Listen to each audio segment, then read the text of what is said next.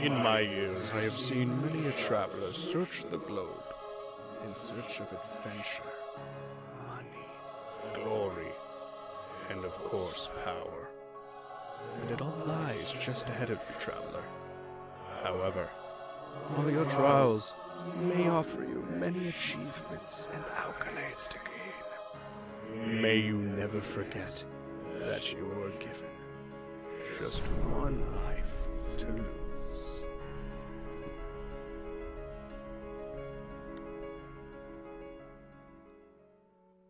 What is up, Saturn System? I hope you beautiful people are enjoying another wonderful day in paradise. My name is Saturn Cycle, and welcome to our next One Life to Lose run that I hope I don't lose prematurely like the last one. This is Resident Evil 7, if you didn't notice by the thumbnail or the title. This is one of my favorite games as well. We're going to play on easy. Not easy, Jesus. I was looking at easy while I was talking. We're going to be playing on normal. I'm out of practice, so Madhouse is not an option. It's also much harder. So Resident Evil 7, I played to absolute death when it came out because I'm a big fan of the Resident Evil series. Yes, I know I need to finish Resident Evil 2. Don't remind me. Oh, ooh, cutscene. Wanted to send a quick hello and I love you. Oh, good news. I'm going to be coming home soon. Yay! So, weird fact. I have a friend that looks just like this lady. Mia is her name. Like, it's uncanny how similar they look. You would swear they modeled Mia after my friend. And I remember after this game came out, I took this game to her house because I know her through her husband because we went to high school together. And now, of course, we're all friends. So I was hanging out with them, and I was like, "You guys want to see something weird? You want to see her in a video game?" And they're like, yeah. So I pulled up the cutscene. That's a cutscene that's gonna happen later, where she looks dead on like my friend, and they're like, "That's kind of spooky. That's really weird." I was like, "Yeah." Especially when you consider that she's modeled after an actual human being, so there's someone out there that looks just like you. It was a fun conversation. I realized I was like, "Ooh, quiet cutscene," and then immediately talked through the whole thing. Anytime today game. There we go. Hey, it's Ethan. So we play as Ethan. And of course, we're looking for Mia because she vanished, what, 3 years ago? What did they explain in this cutscene? So I'll stop talking now. She's not dead. She's alive. She's back. They found her? How? What happened? I don't know. Look, I don't know how, but she's back. She's back somehow. Maybe it's a prank. She wants me to come and get her. Where is she? Dulvey, Louisiana. Dude, it's been 3 years. I know, but what if it is her? I have to find out what happened. This game is gorgeous. I know it may look outdated to some people, but I still love this game.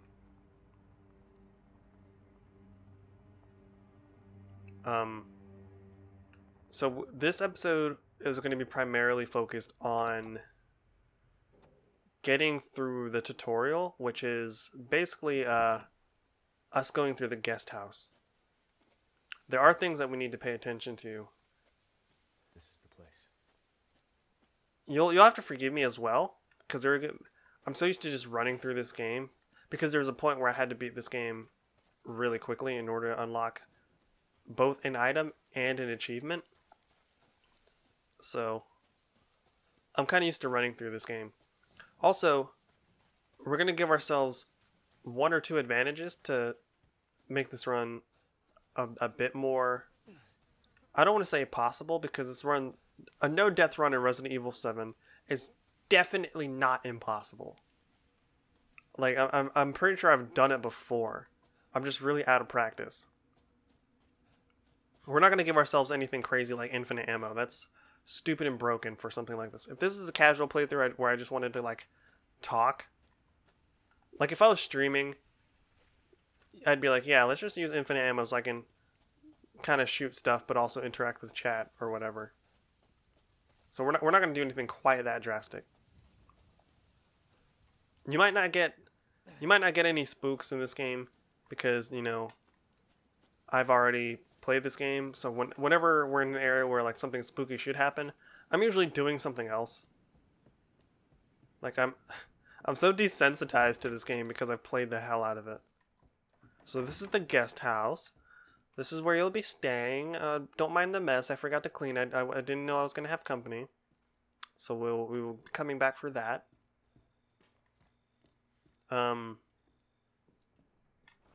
We have to go. It's up here.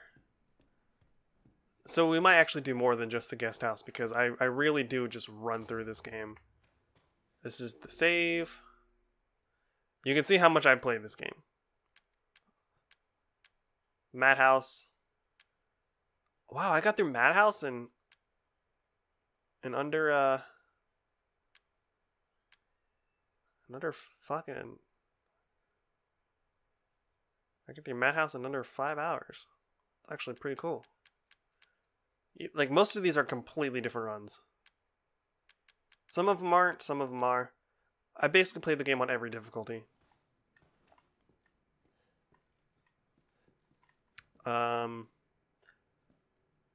Okay, I was about to say we don't need to save because of the nature of this run, but we do need to save because, actually, why am I saving here? That was dumb.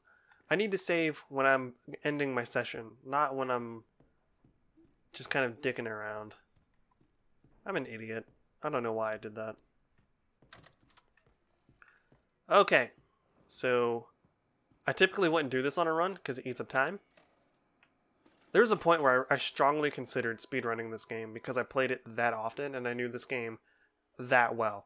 Like when I first got my hands on this game, much like Persona 5, there were days where I would go to bed, right? And I would be laying there in bed, like waiting to zone out and fall asleep, and I would be thinking about how I could improve my speed in this game. Okay, so that lockpick is the only reason we came here. Literally the only reason. But yeah, like I would lay in bed and be like, okay, I can take some seconds off my run if I cut through here or if I try to speed through this part. Like I had all the spots where I could get enough antique coins to get my magnum because I was using infinite ammo. I was like, okay, if I take this path, I'll get all the antique coins, so I don't need to backtrack, and I'll just be able to go right into this section of the game with the magnum. Like, dude, I had this game hyper plotted in my head. Unfortunately, this is a point where we have to like let them talk. So this is going to be the slowest part of this episode because everything else I just kind of book it through. So this is Andre. He doesn't look like much, but he's a strong man. And this is Pete. He kind of looks like Jeff from Rooster Teeth, but not old and past his prime. I used to love Rooster Teeth. I used to live for their like Minecraft and Grand Theft Auto episodes. And then after a while, it gets to a point where you're just like, these guys are kind of obnoxious. Not like PewDiePie noxious, and I will fight you on that. Like, I hate PewDiePie. And I hate to say that because I used to love little Felix, the Nazi bastard. But, Rooster Teeth, they never quite offended me the way Pew did. But, I just got to a point where their stuff just wasn't entertaining to me anymore. Especially, I think I dipped out after, because everyone has a favorite in the group, right? Like, some people like Michael because of his quote-unquote rage, which it has to be all for show. Like, there's no way someone there's no way someone has that kind of personality is that popular. This is why we came here, baby. Unlock this drawer so that when we go back out into the overworld as Ethan, this drawer will be unlocked. So he wanders off, which most people don't notice because they're too busy reacting to him stepping in whatever he steps in. But like I was saying, most people have a favorite when it comes to groups like that. Like my favorite was Ray. He was funny, but he wasn't like obnoxious about it. He had like that kind of like quick-witted, clever humor that just resonated with me so well. And then there was a point where he left. I don't know if he's back, and even if he is back, it doesn't change the fact that I'm not watching them anymore. But there's a point where he's like, yeah, I think I'm just going to do my own thing for a bit. I think I'm just going to stream or whatever. So he left Rooster Teeth. And the dynamic got decidedly less entertaining. It was to the point where I was like, man, without Ray, you guys are all basically the same person. Like there's I actually have to think about their names. Jack, I think, is one of them. Ryan, and then Jeff, Michael, Gavin, of course. Gavin being probably the most lovable. Jack and Ryan they're completely inconsequential. They're forgettable people. I hate to say that about them because, you know, they put in work for their company for sure. But they're no one's favorites. Ryan has like that, oh, I'm a sociopath kind of shtick going. Michael's the angry one. Gavin's the victim. Jeff is like the oh, I'm the cool dad with tattoos. And Jack, literally, Jack has no personality to me. He's like an uncustomized sim that was stuck in a group with everyone else. He's nice. Like, I'm not saying I didn't enjoy him when he was talking or anything. When I think Rooster Teeth, I don't think Jack. You know, I don't think Ryan either. Oh no, a dead body. Whatever could have prevented this? Probably not wandering off by yourself in a house that you think is haunted. So yeah, I stopped watching Rooster Teeth just because I was like, it's not for me anymore. I still watch Red vs. Blue, because Red vs. Blue is one of those shows where at first I was like, this is dumb. It's all toilet humor and dick jokes. And then, after the Blood Gulch Chronicles ended, which is like the first 3 seasons, I think, which sounds like a lot, and it is a lot. But after like the first few seasons, when they leave Blood Gulch, and you get into the part of Red vs. Blue that has an actual, like, overarching story with, like, actual emotion and parts that'll really tug on your heartstrings, the production value goes way up, and the story gets way better and way more in-depth and way more heartfelt. And that's when I really started caring about the characters in Red vs. Blue, to the point where I'm like, this show is legitimately good. Like, it's underrated humor at times, and the clever is on point. The clever is on point. Oh my god. The humor's on point. And it pulls what I call the Fresh Prince, where it lures you in with humor to set you up for an unexpected gut punch. And there are a lot of unexpected gut punches in Red vs. Blue. And the choice of music is also really good too. So there's a little skip here we can do. So on the other side of this little thing we duck under, there is a body that's supposed to pop up and spook us. But if you look at the wall while you're going out of the water, it doesn't pop up to spook you. It'll pop up afterward if you go back down there. But it's supposed to like stop you dead in your tracks and be like, oh, jump scare. But we ain't about that life. We're trying to get through this game. So that's Mia. So we don't have to interact with that just yet. We have to grab this. Oh look, a list of victims. Cool. Can you tell I really just want to be successful in this run? So we're coming up to the part where I'm like, hey, this looks just like my friend. Oh no, she's not a Zambo. I found you. It's me. It's So from like this point forward, she looks just like my friend. Even down to like her style of clothes, like dark jeans, shoes. I mean, she wears cleaner shirts. I don't want to throw her under the bus quite like that. Her shirts are a lot cleaner than that. But in the face, like her mannerisms, the way like her mouth moves and everything. Who else is here? What the hell's Like, going on? even down to her hair. Like her hair, I mean, her We hair's need to go now. much shorter than Mia's, but she legit looks like Mia. It's kind of weird. Especially after all the nonsense I go through to rescue her. I go over to her house and be like, you better appreciate all the stuff I did for you. Baby, you've been gone But yeah. 3 years. 3 years? I need to go hang out with them sometime. Has it really been 3 years? They're the kind of friends where like they are notorious for not answering their phones because they're kind of introverts. Well, she's not. but her husband is more on the introverted side. So I realize that I'm talking a lot, probably way more than I usually do, because I'm excited to play this game, and I'm excited to share this game with who's boss. And I say that, and this game's probably gonna put me in my place one time. I think it's this way. Yeah, I think it's this way. Also, there's not much going on right now, so I have to talk. Look at this room. This looks like a lovely little sex dungeon, doesn't it? Wonder what these chains are used for. We need to replace these sex chains, though. You don't need people having to get tetanus shots after they leave here. We have to talk. So I would be going quicker through here, but we have to kind of go at Mia's pace. Wasn't me. So we can't do anything until Okay, fine. she What's going on? moves. I like how she's talking. She's not even looking at me. I like doing that. I like just kind of like, that was weird. This way. You see that side eye she gave us as she was turning? But I like to stand beside her when she's talking and be like, who are you talking to, hon? Mia, are you sure you know where you're going? Family used to bring me food through here. I can't really stand beside her. There's plenty of room for me to stand beside her. So much rust. It's a wonder Ethan doesn't need a tetanus shot at the end of this game. After all the stuff we go through. So, if we complete this run, It's there. and we don't die at all, we'll even go through the DLC. Because I haven't. Because why wouldn't I?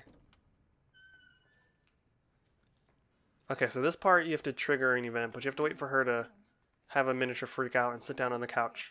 I'm sure of it. Come on. It's not You know, I'm just gonna wait for the trigger. gone. So how you lovely folks doing today? So the trigger is, like, we can't be, she can't be in our line of sight in order for the event to trigger so that we can progress. She has to be, like, line of sight has to be broken. Come on.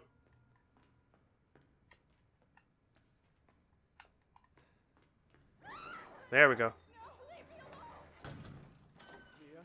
So we're gonna go up here, like, oh no, Mia, come back. So there's a weird logical inconsistency here that I want to point out when it happens. But for now, let's go up. Running through someone else's guest house. Oh, the game's giving us first aid, which means there's combat soon. That's what that means in literally any game. We gotta go back to the stairs now. This game is also infinitely faster than Dark Souls 3. Dark Souls 3 would have taken us a long time to get through. So, okay, so we ran up the stairs, now she's crawling up the stairs. But she wasn't up here when we came up here. Which is like, does that mean when we were running up the stairs...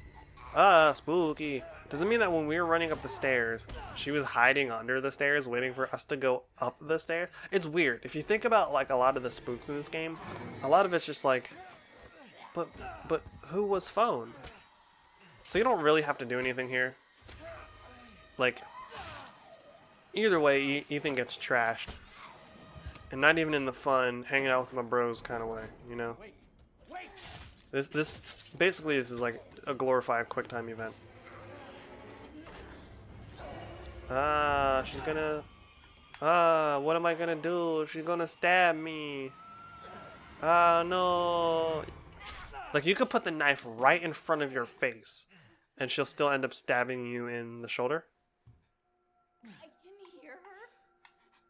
I can Come on. feel her clawing her way back. So yeah, the beginning of the game is a lot of talking. If you hadn't noticed, it gets, Leave me alone. the setup is far slower paced than other Resident Evil games, but that's just to set up the atmosphere. This game is all about atmosphere. So we're gonna pour some goop juice on us. She only likes me for my goop juice. So you can cancel the goop juice animation by blocking, which is what this is. So we're just gonna hover around her legs so that she, so that the event triggers soon. There we go. So we have to, we have a brief fight with her right now. And there's a cool way to do this fight so that you, you don't take much damage. And that is, if you step outside the door, she'll throw you back inside. She will literally always do that. All you gotta do is go out into the hallway, and she'll never come out into the hallway and attack you. Oh wow, that's the fastest we've done that fight. Oh no, Mia. But if she's attacking you, if you step into the hallway, like all you have to do is step through this threshold, and she will literally always stop what she's doing to throw you back inside the room. It never fails. So you can interrupt any attack from her like that. It's actually pretty clever. You really shouldn't have come here. Now we're gonna talk on the phone. But who was phone? There should be a way out. It's my favorite spooky spaghetti. The call was coming from inside the house the whole time. In a weird way, that's actually true. That's oh no, Mia's gone. That's blah, blah, blah. That's also another logical inconsistency that this game never explains. But I'll get to that. You know, I'm not gonna wait till we get to that because I don't know if I'll make it that far. So the person calling is Zoe. She's related to the family whose house you're trapped in right now, right? And there are points in the game where she calls the house phone, which I assume just means, you know, I feel like I'm explaining this to myself. I feel like I've just figured out why this makes sense. So the thing is, oh yeah, we can't forget to grab this. That's what I'm after. So there are points in the game where she calls the house phone, and from the way the game is set up, it makes it look like she always knows where you are. Because the phone will ring specifically when you're in an area. But then you remember that she's calling the house phone, and it's not like only one of the house phones will ring. All of them will ring. Oh no, spooky spaghetti. So I guess I just talked myself out of why that's not a logical inconsistency. Well, I guess why that is a logical inconsistency. Whatever. You know what I mean. I've explained it to myself. We don't live in an age of house phones anymore, so it's like... I mean, I have a house phone, but I don't answer it, so I guess I shouldn't have a house phone. Well, what I mean is I'm not the one that answers it. I will literally never answer the house phone. Because it's never for me. Never. So this point doesn't matter, because no matter how much you tug on the screwdriver, she will always cut your hand off. It'll literally always happen. You can actually pick your hand up and put it in your inventory. It doesn't do anything, but it's funny. It's a funny little gimmick. Going all Texas Chainsaw Massacre on us. Oh man, I had more to say today than I thought. Probably because I'm recording this right after... We're not going to bother to pick up our hand. I'm recording this right... I didn't mean to use the goop juice. Oh man. So yeah, we're recording this right after... We've lost our Dark Souls 3 run. Spoiler alert, if you haven't seen that yet. Also breaking the fourth wall there. And I guess the energy I had for that is kind of pouring over into this. So, because I expected to... My plan was to record... I know how to shoot a gun game. I've played Call of Duty. The plan was to record a lot of Dark Souls 3 today. And then Kirk happened. So I guess we're recording some Resident Evil today. Because this was going to happen before Dark Souls 3. But I waited too long and Resident Evil 2 came out. And I know I need to finish that game. Stop telling me. Okay, so what we need to do now is we go up this ladder. Like as soon as we get on the ladder, it triggers Mia to come through the door. A little window. That triggers a boss fight. So what we would like to do is put some distance between us and Mia and just kind of wait for her. So if you block when that happens, you'll always like do the thing. Also, if you close the door, Mia will stop to take the time to cut through it.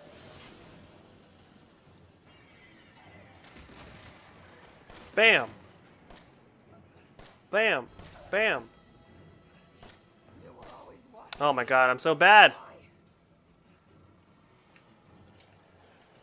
I forgot how terrible I am at aiming on console. So, typically, if you go in this room, instead of coming through that door, she'll, like, saw through the wall behind you.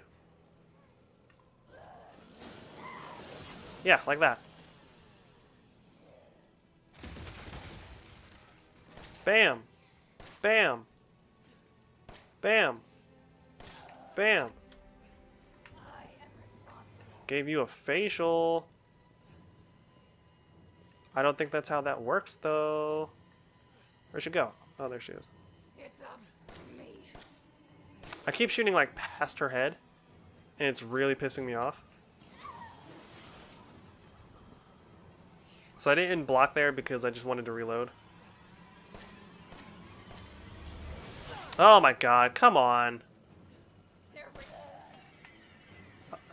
I am terrible at aiming on console. I really, really am. But I don't like gaming on PC, because I'm terrible at that too. I can't see anything. There you are. Till death do us part, right? That's what we said? Blocking. I mean, I'm trying to leave you to die. You're the one that's pursuing me. God. I know my cologne's good, but goodness. I know I keep saying it, but I'm really bad at aiming on console. That's why I like shotguns. They cover a lot of ground. God darn it. My mom likes to say, gosh darn it, deluxe in the biscuit basket. And that just always tickled me growing up. It's something I say now, but mostly ironically. Which way are you coming from? There you are. Oh, you saw through a door just for me? God, I just need to get a few more shots in your face. Can you just freaking frig off, please? I have to do this. How? How, Sway? Who's teaching this lady? The Matrix? The whole... Oh, jeez, come on. No way! No. Okay, if we die here, I'm gonna be pissed, because I never die at this stage. Really? It took one more shot and we would have been done? I wasted my goop juice? I want a divorce. I want a divorce. I feel like if I wasn't so out of practice with first-person shooters, that would have gone so much better. Because we outlined her head with bullets like 6 million times. There were so many moments where she was right in front of us. We were like, whiff, whiff, whiff. So we're just waiting on Jack to come interact. There it is. Thanks, Dad. I hate you, Mia. I want a divorce. Oof. So that's the opening moments of Resident Evil 7. So that took us a little longer than it should have because Mia was being a pain in my butthole. So I guess we will be ending the episode here. Well, maybe not right here because I want to get to a save point first, and so there's a little bit longer. We have to go a little longer before we can end the episode, unfortunately. And I say unfortunately because this episode's already pushing 30 minutes. And since I don't want to cut anything out of these episodes to keep them honest, I kind of just have to keep filming, you know? Got my hand stapled back, and I got a cool Apple Watch. I hope it's a Series 4. So there's a cutscene that's going to happen, and then there's like a little mini chase scene, escape scene, and then from there we'll be at a save point. So that's all we have to do if the game will ever load. the loveliness of console gaming. What the hell? One thing that I'm always impressed with graphical fidelity in games. One thing that I'm waiting to be super impressed by, like something that'll blow me away and I will acknowledge it when it happens, is hair in games. Like, I know it's like, oh yeah, this is happening. I know it's like one of those things where it's like almost graphically impossible to make hair look super hyper realistic. But when it happens, I'll be the first one to praise it. I'll be like, oh my god, look at the hair on that lady. But like, as it stands for most games, hair, it just looks like, except in cutscenes. Cutscenes don't count. But like in the real-time engine for most games, hair looks like someone took what they thought hair looked like and then stapled it on something. It's like, hey, here's a potato. Put some hair on it. And it's like asking a blind person what hair looks like. So they just take a bunch of like hair and stick it to like strips of tape. And then staple the tape to someone's head. Like, look at it. Look at that. I love this game, but look at his hair. Capcom, step your game up. Sup, Gramps? I know you're... What's the female equivalent of Gramps? Nothing has that like punch at the end, like Gramps. Right, Graham? Yeah, see, it doesn't work. Saying like Graham or Grams, it just doesn't work. Okay, so what we're gonna do... Actually, we don't need to do this right now. We can come back and explore in a few moments. We will... No, that's not what we're looking for. We will grab this. So what we have to do is... Let me show you before I attempt it. We have to go down here. But to do that, we need a key. And to get that key, we have to initiate a chase sequence. So you can see why this part's a little annoying. But I'm going to attempt to do like a little speed technique. Which is this. Watch, watch, watch. Let's see if I can pull it off. It's been a while since I've done it. Oh no! Come on. Stop, Jack! Damn. Typically what you want to do there, which I failed to do completely, is you want to run around Jack and then grab the key while he's doing his turning animation.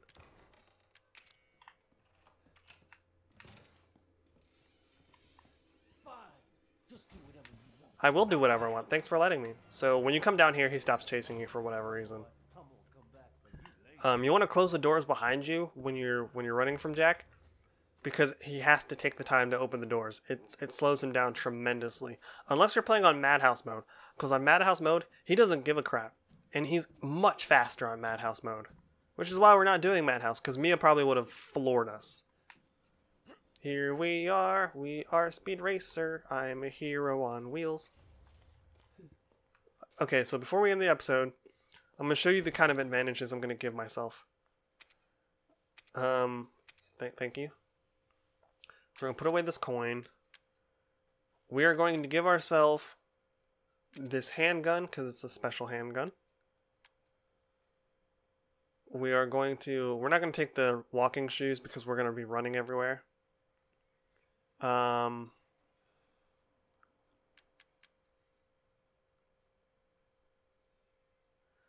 We're going to take the Secrets of Defense. You know, no, because I feel like that would be cheap. We are going to take the X-ray glasses. All those do are let us see where items are, because like I said, I'm really out of practice. And we're going to take the circular saw, and that'll take the place of our typical melee item. So we gave ourselves a gun, which, don't worry, doesn't have like infinite ammo or anything. You still have to like find ammo for it, which is handgun ammo. We've got ourselves X-ray glasses, which I'll show you what they do right now. You see those little bubbles? Those are items. You can see them through walls, as you can see, like they show up from a distance. I don't know why they're vibrating like that though. Maybe they have an idea. And then the circular saw, which is this, which is our melee item, which I don't want to use it like that. Typically I want to use it like this. It's going to replace our knife, so if we ever run out of ammo, we've got ourselves covered. But this is our gun. Oh, so beautiful. Beautiful. But anywho, that's episode 1 of Resident Evil 7. I can't believe Mia almost killed us like that. I can't believe Jack almost mollywopped us. We're gonna not use that. So yeah. If you're looking forward to seeing how Resident Evil 7 plays out, if we win or lose, go ahead and consider leaving a like and subscribe. Both will help the channel immensely. Leave a comment below. Let me know what games you would like to see me play in this format, and if I can get my hands on them after Resident Evil 7, I absolutely will. I don't know why that sentence was so hard to say. And don't forget to hit the bell icon so that you never miss out on notifications when content goes up. And as always, I've been Saturn, you guys have been awesome, and I will see you in the next episode of our Resident Evil 7 One Life to Lose run. Later!